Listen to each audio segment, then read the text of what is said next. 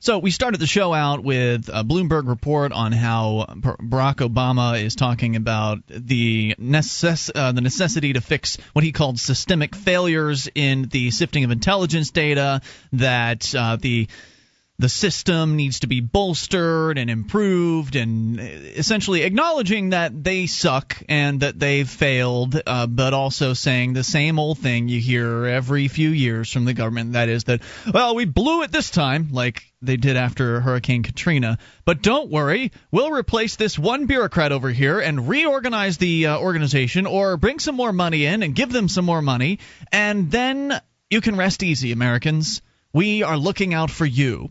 Even though, as you pointed out, Mark, the Supreme Court has made it clear the government has no obligation to protect or provide you with any services. Time and time again. Yeah, just within the last few years, they did it again. And so just in a related story, Mark, you've got something about how these government bureaucrats have so many tips because they've been encouraging Americans to snitch on each other. Well, Americans are snitching on each other, and what has resulted? Yahoo News, AFP, U.S. intelligence officers under pressure to better track terrorist threats are hampered by their own vast bureaucracy and an overwhelming flow of information, analysts say.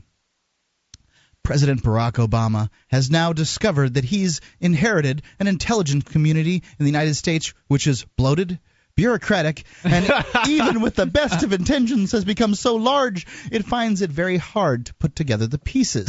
Who said that? Well, Bruce Riedel, former CIA officer, told the AFP. Oh, so it was all George Bush's fault, and so therefore, just wait, give him a few years. Obama will turn it all around and make it less bureaucratic and a tight operating ship. You're going to take a bunch of bureaucrats and make it less bureaucratic.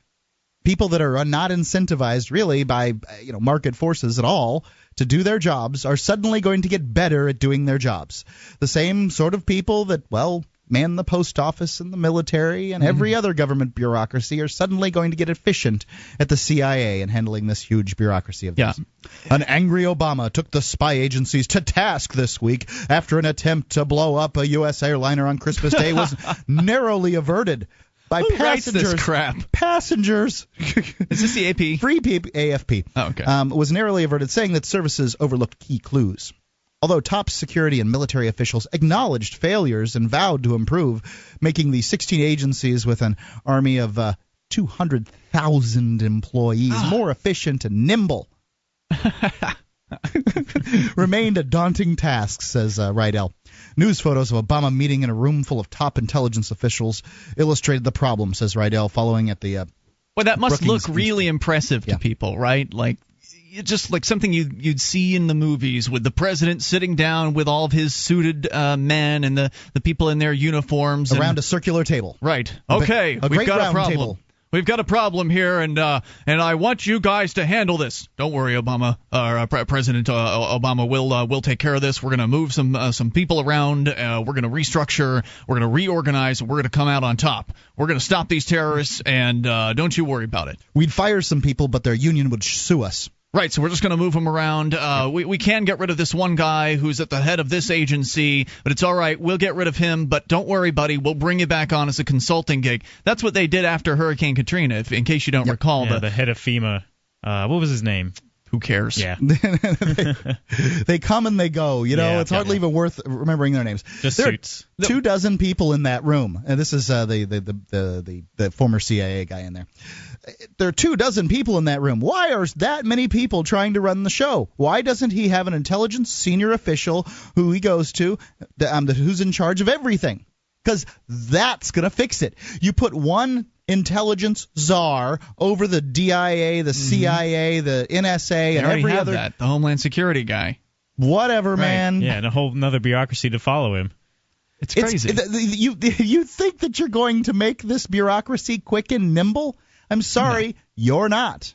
It's just the nature of bureaucracy. Absolutely. It's the nature of an organization that gets paid when it makes mistakes, that gets more money, more funding, and more attention when it makes mistakes. That's right. That is what is going to happen. And it's so textbook. I mean, what we've been talking about this entire half hour so far is just textbook bureaucratic covering.